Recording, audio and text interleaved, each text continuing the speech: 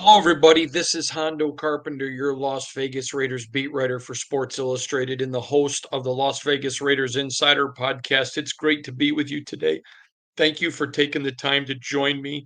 Just left camp. There's 2 more days of practices left here in Costa Mesa before we head up to Minnesota for the first preseason game of the year. Got a lot to cover, and let's first just start with the quarterback because that's what everybody wants to talk about. Um, Gardner Minshew, I told you guys after the scrimmage on Saturday, I thought the race was a dead heat even. I thought today Gardner came out and looked very bad.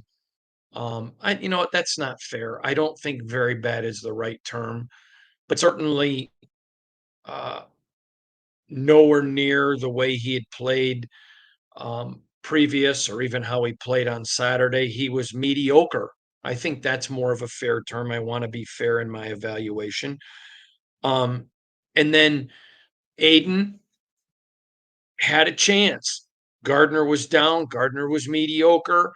I thought Aiden was fine, but not spectacular, not shining. It was just, again, if I had to say, I would say today was a draw with both players. I don't think any one of them made progress. I just thought it was again another disappointing quarterback performances.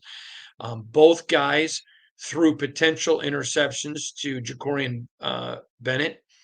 Both of them he dropped, but still they were bad passes that JB should have had. We'll get more into that in a minute because JB had a great day, a great day. But I just wanted to address the quarterback. I'm going to get more into the quarterbacks in a minute, but I was just going to give you a quick thought process there, and then I'm going to break it down more in the next few minutes. Let's start with the NFL. It's practice. We had to get there early today. Some of us beat writers because we met with the NFL officials to go over the new rules. And one thing incredibly impressed me. Actually, there were two things that incredibly impressed me. Um, Number one, with the new hip drop rule, there are three parts to it that have to be encapsulated for the penalty to be called. And the referee told us that in the scrimmage on Saturday, there was 2 plays that were potentially hip drop tackles, but didn't have all 3 elements, so they didn't call it. And he talked about if they don't see all 3, they're not allowed to call the hip drop penalty. But the NFL reserves the right to go back and look. And if they see all 3, they would still fine the player. But I like the fact the NFL was taking the approach of, hey, let's not take a risk of penalizing. Let's not take that risk if it's not germane. So I really like that. That impressed me. I'm all for keeping the game safe. I'm all for eliminating the hip drop tackle if all 3 elements are there, but I love the fact that they're being careful. Now, afterwards, I asked the official, this is not a rule change, but I asked him something that I don't like. And I said to him, you oftentimes will see a defender coming at a quarterback, and maybe he's coming in and he's got his head to the side and his shoulder coming in and a quarterback's a running quarterback and he ducks and there's a helmet to helmet. I mean, how do you expect a defensive player to play that any different? And I appreciated his candor. He said, I understand that. I think that's a fair question. He said, but we're calling it every time. That's mandated by the league. So at least we understand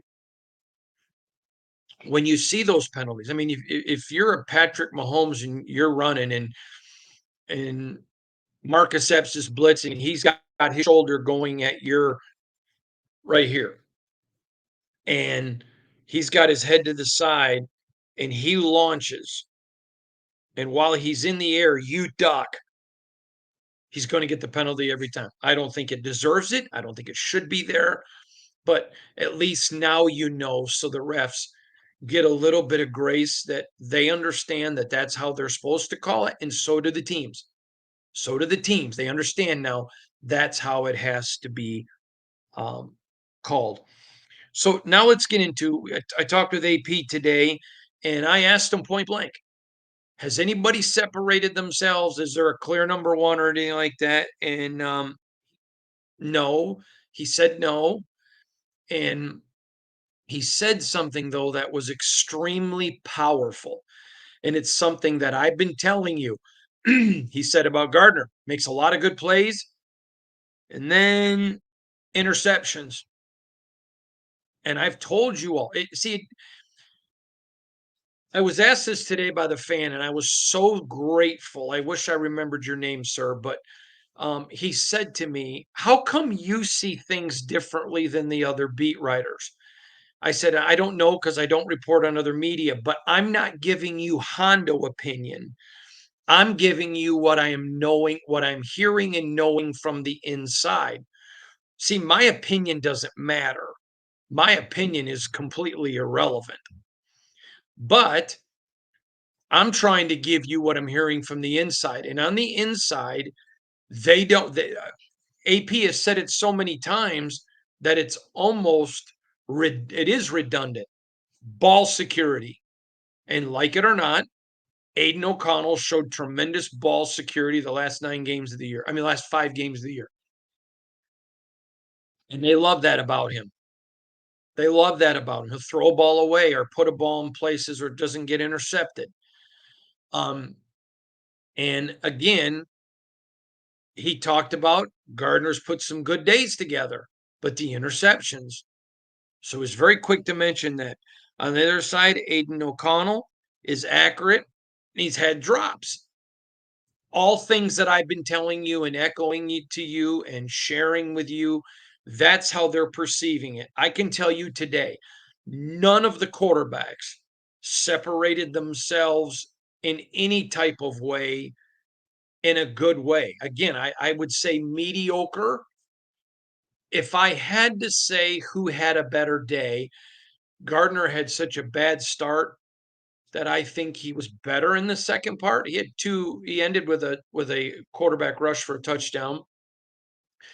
But I would say that probably if I was told you can't say it was equal, I would have given the edge to Aiden, not by much, and not enough to create any separation. I believe this job is a complete dead heat. I can tell you from people that I have spoken to, they have no idea who's going to be the one yet. And there you go. He also talked about how talking about AP, how he's very impressed with the nastiness on the offensive line. Now, I want to make this super clear. I have told you, and I told you this after the scrimmage. The issue's not with the offensive line. It's not. I don't even think it's with the running backs, and I don't think it's with the tight ends. It's quarterbacks and wide receivers.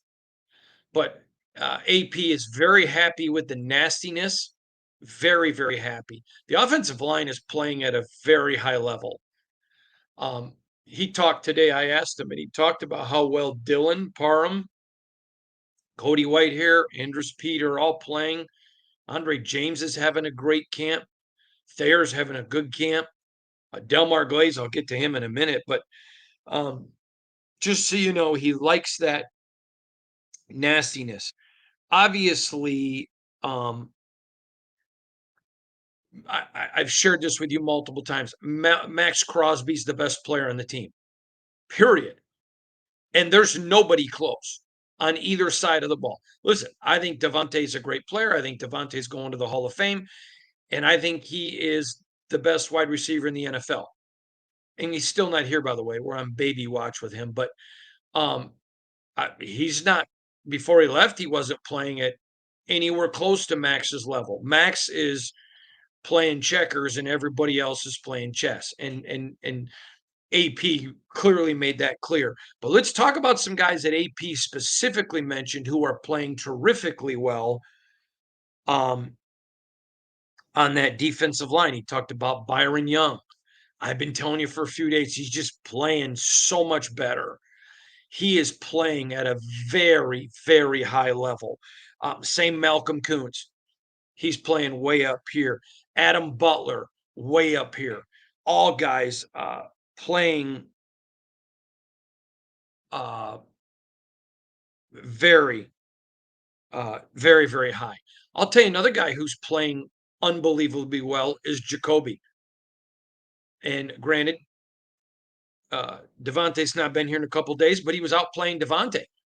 The best offensive player on this Raider team right now is Jacoby Myers, and it isn't even close. He's the best on the entire Raider roster. I'm telling you, I think he's going to be an all-pro, and it amazes me people who aren't here at camp, who aren't watching people play, who aren't privately talking to people, have all the opinions in the world, and that's great.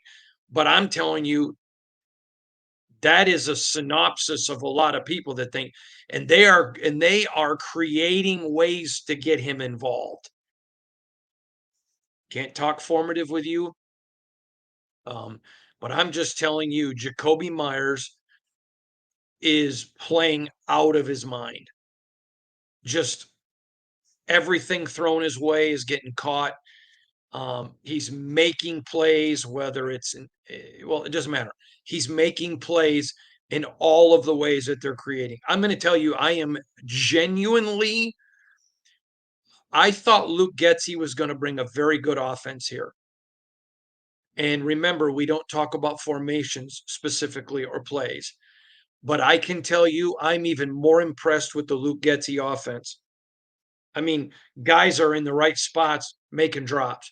The offense, do I think the offense would be dominating the defense if they were playing better? No, but I think they would be performing at a much higher level. I like what Luke Getsy's putting out there. I love the job that James Craig is doing with the offensive line. Phenomenal job. That man is a great offensive line coach. So again, Jacoby just playing like a stud. DJ Turner from Pitt has had a great camp. I think he is solidly now, not in a bubble. He's making the team. I think he's the fourth wide receiver, maybe the third. Maybe. Trey Tucker doesn't quit dropping passes. He is playing very well and playing very well on special teams, playing very well. They are using him and creating stuff for him, creating a lot for him, using him in a lot of different places. I'll just leave it there. And DJ Turner is having a tremendous camp. I'll tell you another guy. He's got some drops, but he's also making plays. Christian Wilkerson. I'll have more to say about him later in the podcast, but he's a guy I think right now your five guys, Christian Wilkerson, DJ Turner, Trey Tucker, Jacoby Myers, and Devontae Adams. Those are your five. Those are your five. And it's going to be interesting. Guyton came back today to practice to see does he, put a push on? Do they maybe keep six? What do they do? We're going to find all that out.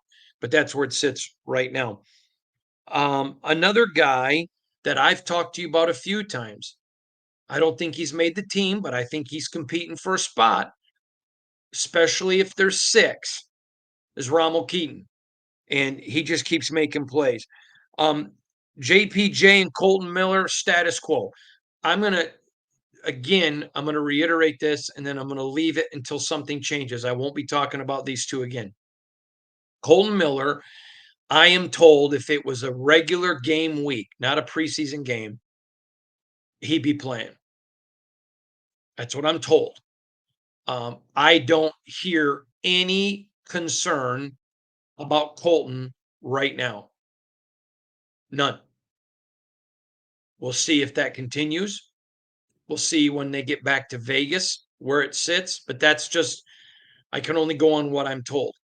JPJ, someone asked me today in the crowd, should we be worried? I don't think you should be worried because the Raiders' offensive line is playing really well. Really, really well. I think, the concern should be for him. People are playing and people are playing well. And it's just, if he came back, he would be out a week before he could get physical. And then he would have to earn reps from guys who are playing. AP talked about this today. You got to earn more reps and you got to earn more. I mean, he talked about telling his staff, "Hey, I want Rommel Keaton to get some more reps um, with the ones and twos, not just with the young pups on the third string." And if you're JPJ and you get back, so for the first week you can't do anything, physical with pads on, and all of a sudden these guys are all playing really, really well. You got to find a way to earn reps. He's behind the eight ball. Now I'm not saying to you he's faking an injury or anything like that. I'm just talking about the reality. It's just simply the reality.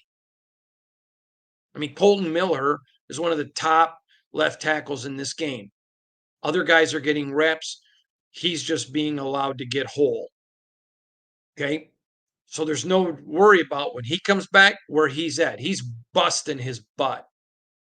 We're just going to have to wait and see. But so here's the deal. Moving forward, I'm not going to talk anymore unless something changes about JPJ or Colton. I want to talk to you about DeCamerion Richardson. Clearly second string corner. I'm not saying at all he's going to be a first string corner because you got Jack Jones, Jacorian Bennett, and Nate Hobbs, all studs. But he's coming and he's going to be good. He is going to be really good. Not just good, he's going to be really good. DeCamerion Richardson's just got a little bit of nasty, a little bit of tough, and no fear. He jumps in and wants every rep he can get. He is fearless. He's fun to watch. He's playing really well. I asked AP about DJ Glaze.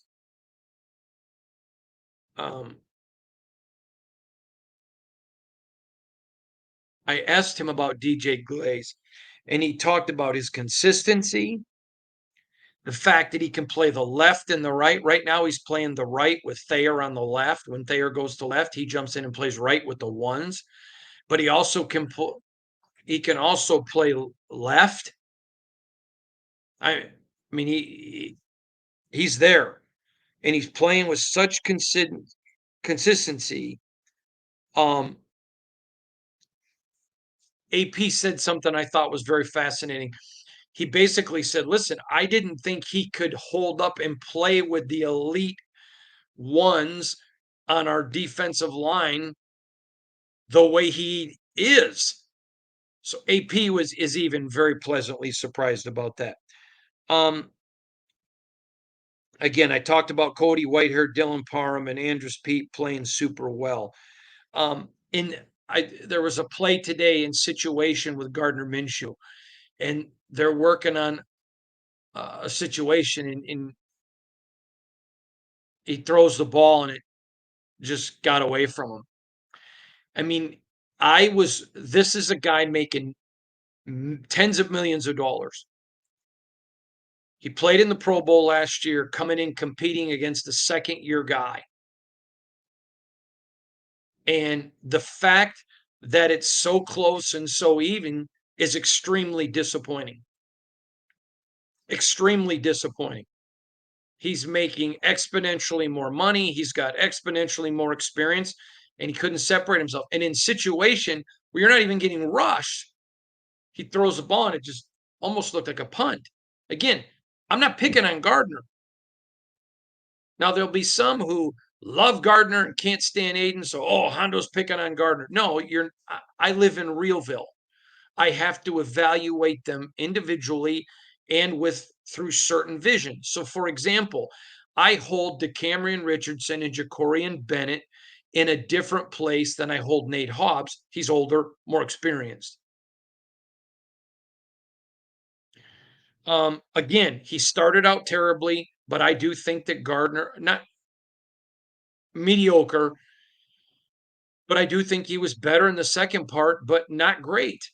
I don't even know that I would say good. I would say mediocre. Aiden O'Connell got the reps with the ones today. Um, he had a perfect strike to Trey Tucker that would have been a big deal, dropped. Now, again, Trey makes some big plays, but you saw this with him, and this has been the knock on him. We all think he's a great kid. He's a wonderful kid. We all think he's extremely talented, and the entire offseason, drops were not a struggle. They've just become a struggle in camp. Another guy I want to talk to you about that I thought um, was Jeff Foreman. I was literally standing there. The play happened just a few feet in front of me. He caught a pass and went to turn up field. The defender engaged him and he fell to the ground and hurt his knee. I thought it was his leg, but it was his knee. Um,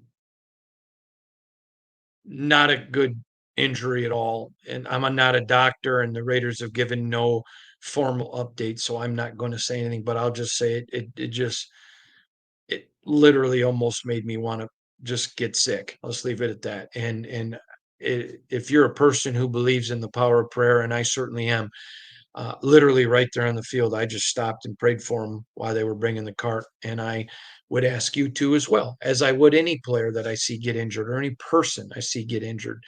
Um, our prayers are with you. And many of you will remember back when the Raiders signed him as a UDFA, I had his coach, Butch Jones, the head coach at Arkansas State, on my show to talk about him because Butch and I are very, very close friends. And but he's in our prayers tonight, and we wish him nothing but the best. Got a privilege today of watching JB. Now, let me just say this: Corian Bennett looked great. He had two interceptions, one on Gardner, one on Aiden. He dropped, should not have dropped them. Both of them were ones he should have catch. Let's not pretend should have caught him. That being said, remember the other day, Jack Jones or Nate Hobbs, he dropped a couple of interceptions and he was mad and he said, no, we need to catch those balls. Even AP said, we're not playing volleyball where our job is to hit it. We're playing football. Our job is to catch it. So I'm not coloring over the two drops. Shouldn't. But man, is he good. He had some reps today with Jacoby. And remember, Jacoby's the best offensive player on this team. And it ain't close. Talking about through camp.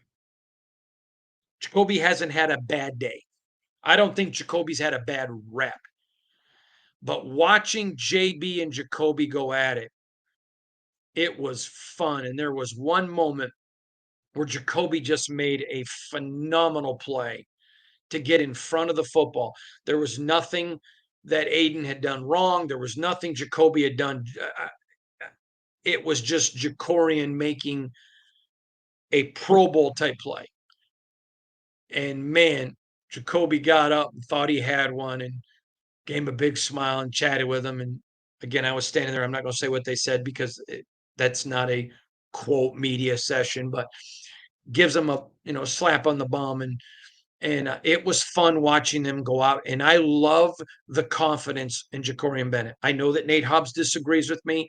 I'm telling you, there were other people in the organization that felt it was a confidence issue last year. I think it was, but I told you all off season, don't give up on this kid. Don't give up on this kid. Don't. I kept preaching this. And let me tell you, Jacorian's making me look smart.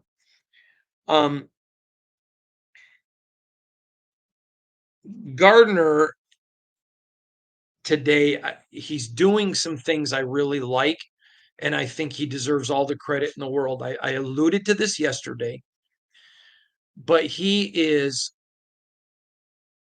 at times being very careful, trying to avoid turn. Now, sometimes he just can't. It's his gunslinger mentality. But there was an opportunity today where there was some blanket coverage and it looked like there were some separation. And he could have made a throw, and Marcus Epps or maybe Isaiah Palomao, but one of them was waiting for him to make the throw and he didn't. And I saw that, and that's eye discipline. I thought that was really good. I think on deep balls, um, again, you got to put that football when guys have to slow down. You create a place for the defense to be able to make a play. Got to get that ball down the field better. Um, and we're going to be watching that very, very closely with him. Um, I I want to look at something real quick at one of my notes. I want to talk to you about Michael Mayer today. He made now the tight ends, all of them have been good. I'm talking about Harrison Bryant, Cole Fotheringham, Michael Mayer, Brock Bowers. Michael Mayer made a catch down the field today that may have been the best catch of the day. Perfect thrown ball by Aiden. Great catch. It was right in front of the stands. And I mean, the crowd went nuts. They loved it. But yet, later on in the scrimmage, he makes a brutal fumble recovered by the defense. Now, I know he was injured a lot last year, but our expectations are different for him in year 2 than year 1. Once you get to year 3, I think you have a level that just stays here. Rookies here, sophomore campaign there, and then you hope that guys move up when they get into their money year. And by the end of their money year, okay, there are no excuses for age. So I'm going to give him grace. He hasn't even played one game of his second season, but that fumble would have killed a drive. But again, other than the one mistake, Michael Mayer was outstanding today. Brock Bowers was outstanding, had one key drop. One. Several very good catches. Several. One drop. Okay. He's a rookie. I can live with that. To me, there was nothing there to panic. And Harrison Bryant he made a couple of plays and blocking that was just phenomenal too. But the tight ends, again, there should be zero concern about the tight ends. I want to talk to you about Brock Bowers, though. He went deep today. And I mean, he was just gone. Every time I think I see him at top speed, he shows me another gear. I am totally. Someone asked me today, man, you're high on our tight ends. You are doggone right I am. Brock Bowers, Michael Mayer, Harrison Bryant. And when you've got quarterbacks that are struggling a little bit, that intermediary game is even better for you. So it's going to mean more from the tight ends. It's going to be great for a Jacoby Myers and Devontae Adams who get the ball and do most of their dirty work yards after the catch. It's really good for a DJ Turner. Not so good for a Trey Tucker who does a lot of his with speed going downfield. But again, I was asked this by 2 or 3 people today, and I want to make it abundantly clear. I do not believe whatsoever now is the time to panic. I sincerely don't. If I felt that way, I would tell you. I'm not worried about the team being angry with me. They are well aware I have a job and I do it. But I don't think it is. The more I watch Luke Getzey's offense and the more I watch his staff coach, the more impressed I am.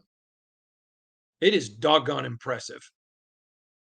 I mean, it is very, very impressive. And I'm not giving up secrets, but there are some things at Raider Nation you're going to be like, what you talking about, Willis? There's some things that I think Raider Nation's going to be finally glad to see in this offense. Very good stuff. Again, I already mentioned JB dropped 2 interceptions. I want to talk about Tyrie Wilson today. He made several good plays, but he made one play today that I wish Raider Nation, all of you, I would hope that the Raiders Silver and Black Productions and their social media team would put this play out there. So I want you to picture that I'm the quarterback and he's on my left-hand side. So the ball comes and it's a quick pass to the right-hand side. Remember, that's opposite of Tyrie. Tyrie comes all the way towards the quarterback, goes around the other side of the line of scrimmage, and essentially made the tackle 30 yards down the field. Now, I want you to think about that because he's coming from his right defensive end position, left of the quarterback, to the quarterback, all the way around the line of scrimmage, and with speed getting down the. I mean, he accelerated. I was like, wow. And got down the field, and hang on, uh, and made the stop. Phenomenal play. Absolutely. Full effort. Speed, showed off his speed. He is relentless. And even AP acknowledged how well he's doing in fighting. Um, I know there's a lot of consternation because a lot of you have been sold by a lot of media about Tyrie. I'm just telling you, I think you can relax. It's going to be fine. Kid is putting in all the effort in the world. He's showing off that speed now. He's going to be fine. The problem is Malcolm playing at a high level, Max, and then you got Jenkins, Butler, I mean, Young. You've got so many defensive tackles, and they're playing them inside and out, by the way. They're playing them both tackle and defensive end. They're going to create ways to get him on the field. I'm just telling you that right now. I'm not saying he's not going to play, but he's got a lot of good guys to beat out. But he's playing. Hats off to you, Tyrie. What a play. And his effort was like that all day. I was super impressed. Matter of fact, it was really cool. Um, Today's crowd was not the biggest, but they were extremely engaged. You could tell there was a lot of people at that practice today who know football, who understand football. Raider Nation does. And I say this all the time. They're like St. Louis Cardinal baseball fans. Raider Nation gets the game, but you could tell because there was a lot of people. Great play, Tyrie. Great effort, Tyrie. Way to go, Tyrie. Now, I will tell you, it's funny because every single time, every day so far in camp, except maybe one or two, every time Minshew lines up, you'll hear somebody in the crowd yells, "Let's go, little ass boy," or they'll yell to Max Crosby, "Go get the little ass boy." It's kind of funny, and everybody laughs. But it was great to see the crowd, and if you could have seen Tyrie's face. Now, I've shared this with you since he got picked here. He's just a wonderful kid. I really like him. I respect him. Um, he tries so hard. When he doesn't do well, and I even said to him one time in the locker room, I said, "You do know you're still injured. You're so hard on yourself." He just kind of shook his head. And when the crowd responded to him, I'm not kidding. I spent a lot of time in my career around Magic Johnson. His smile lights up a room like Irvin. He is just a wonderful kid playing a game who so desperately wants to reward the fans and the staff. And I just want to give a shout out to the crowd today. You made that young man's day. And that means more to him than anything is that he made great effort and you guys saw it. He loves football. He loves it. And he plays like he loves it. And so when you love the game and you love the fans and the fans recognize it, and remember, he's very close to Max, and Max feeds off it from the fans, and he's learning too. And the more plays he makes, the more Raider Nation's going to love him. You're going to really love him. So that was really fun to see. Again, uh, Aiden O'Connell had a TD drive. So did Gardner Minshew. He had two, actually. One ended with a quarterback sneak. DCAM DeCameron Richardson spoke after practice. He said a couple of things that I thought were very important.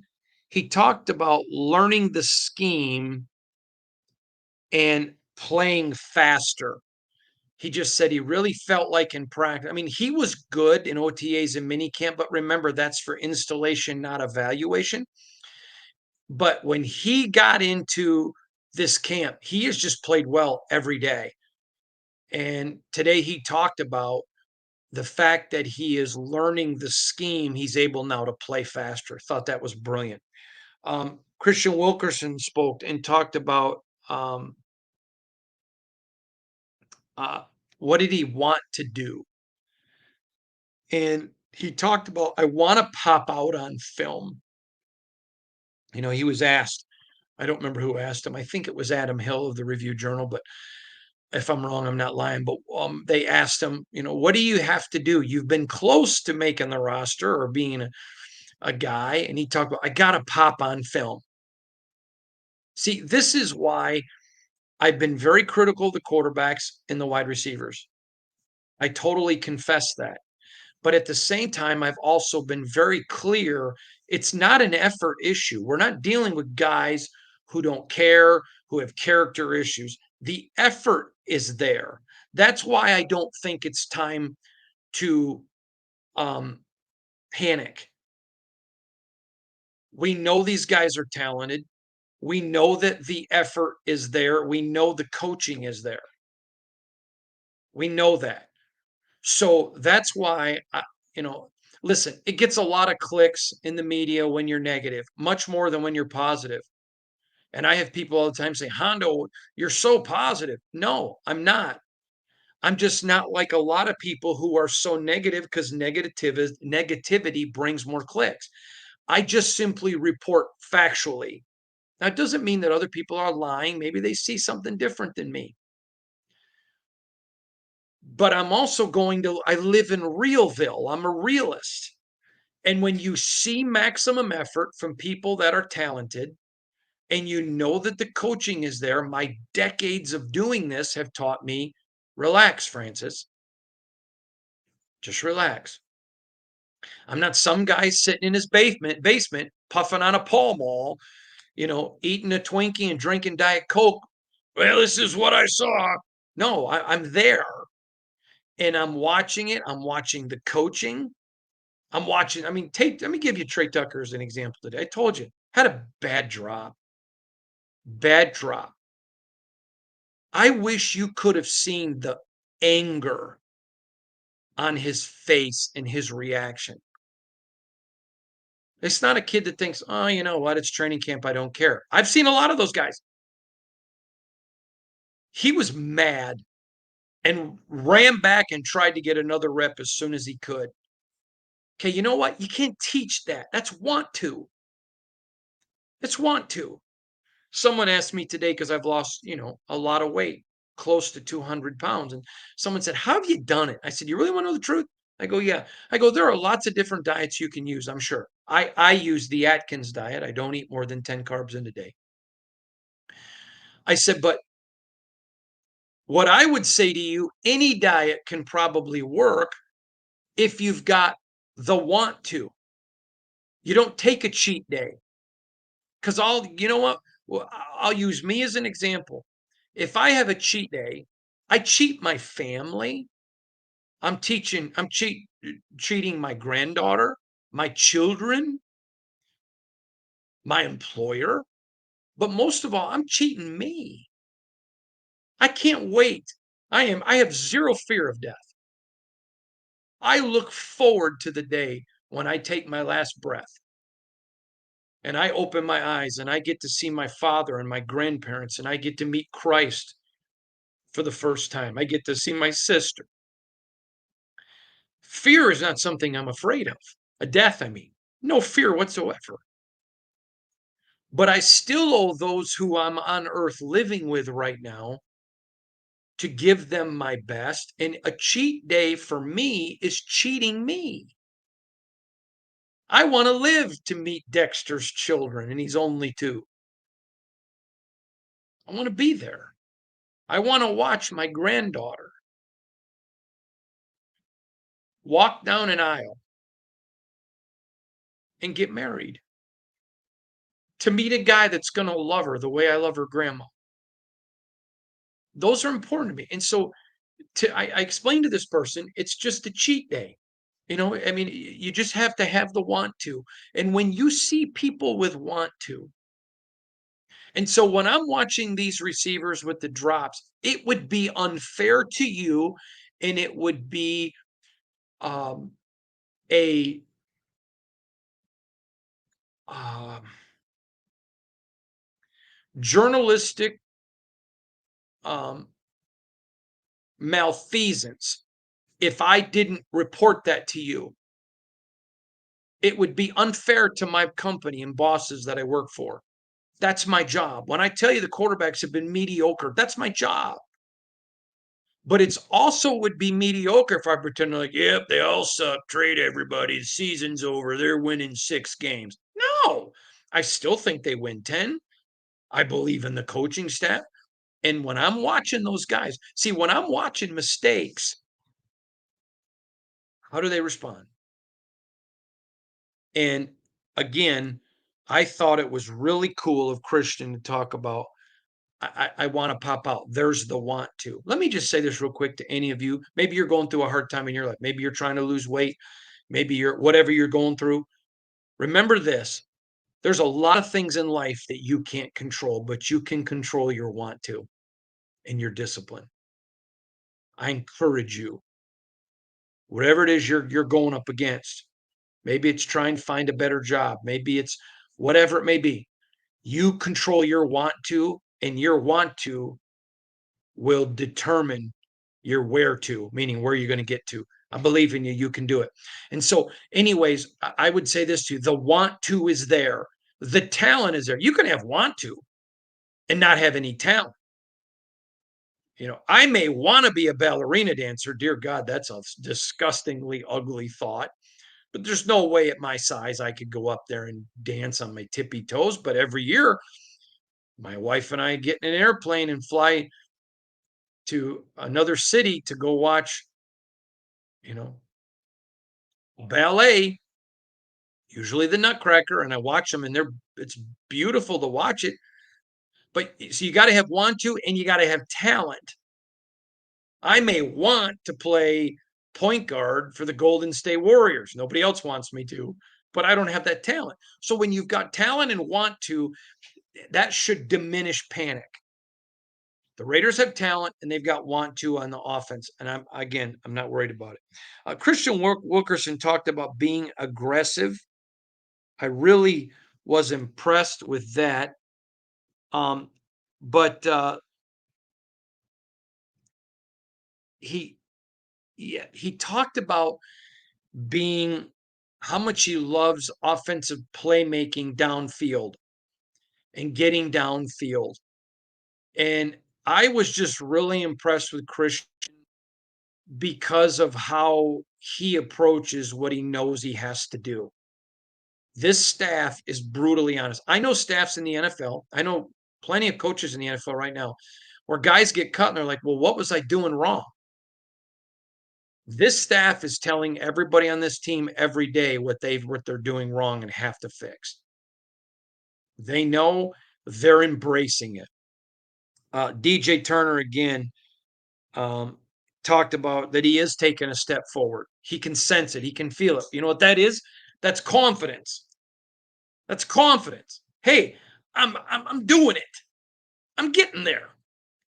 I'm making it, and it's cool. First of all, I've told you all along I love DJ. Played for my buddy Pat Narduzzi at Pitt.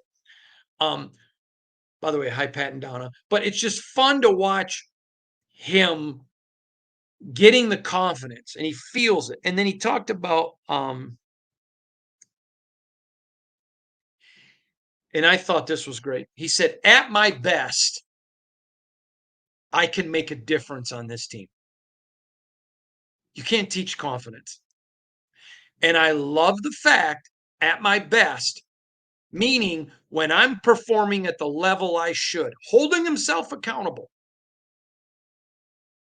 I'm going to be a difference maker on this team. So here's what I would say. Quarterback play was mediocre. There were drops. Not a great day for the offenses. But I don't think there's any need right now to be panicking. I just again, you have every right to do whatever you want. I don't see it. I'm not pulling the alarm, and that's where we sit. Going to have a lot more for you tomorrow. I know some things that are coming on Tuesday, Wednesday, Thursday, and Friday on the podcast. Bear with us. Hope you appreciate it. Listen, from all of us to all of you, thank you for watching. God bless you, everybody. And of course, we'll see you tomorrow.